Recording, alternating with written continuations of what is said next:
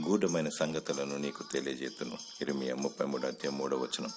నాకు మొరపెట్టుము, నేను నీకు ఉత్తరమిచ్చేదను, గొప్ప సంగతులను తెలియజేతును అని దేవుడు సెలవిస్తున్నాడు. జీవాహారము మరియు జీవజలమును గూర్చి, సత్య వాక్యమును గూర్చి తపన కలిగి ఉండాలి. సరి అయిన జీవవాకును గూర్చి ప్రయాసపడాలి. నిజమైన బోధ కొరకు తాపత్రయపడాలి. లేఖనాలు పరిశోధించే శక్తిని పొందుకోవాలి. అబద్ధ బోధకులు, అబద్ధ ప్రవక్తలు, కల్పనా కథలు చెప్పే సోదెగాన్లు ఉన్నారు. దురద చెవులు గలవారై వారి వైపుకు మరలకుడి. అనుకూలమైన సందేశాలను అంగీకరించకుడి. భూప్రపంచంలో బిలాము బోధ, నికోలాయితుల బోధ మరియు అపోస్తుల బోధ కలదు. ఈ అపోస్తుల బోధయే సరి అయినది.